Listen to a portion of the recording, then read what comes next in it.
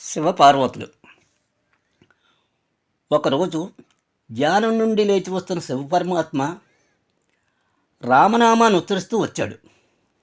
అది విన్న పార్వతీదేవి శివుని చూసి, మీరే ఒక దేవుడిగా ఉంటూ ఇంకొక దేవుని పేరు ఉచ్చరిస్తూ వస్తున్నారేమిటి అని అడిగింది. మహావిష్ణువు ఒక అవతారాన్నే ఉచ్చరిస్తున్నా ఇంకా రాముడు తనకిష్టమైన అవతారమని భూలోకంలో అవతరించి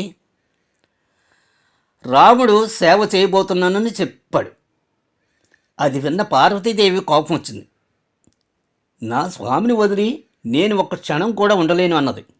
దానికి ఈశ్వరుడు, చింతించకు, భూలోకానికి పంపబోయేది నాలోని ఒక చిన్న భాగాన్నే, మిగతా శరీరం అంతా ఇక్కడే ఉంటుందన్నాడు. మీరు ఎత్తబోయే అవతారం ఏమిటో అని అడిగిన పార్వతీదేవితో చాలాసేపు వివాదం ఆడి చివరకు నేను ఎత్తే అవతారం ఒక కోతిలాగా ఉండబోతుంది అని చెప్పాడు. నేను స్వామివారితో వస్తానన్నది. దానికి శివుడు అంగీకరించి తాను ఎత్తబోయే కోతి అవతారానికి తోకగా ఉండవచ్చని చెప్పాడు. దానికి ఒప్పుకుంది పార్వతీదేవి.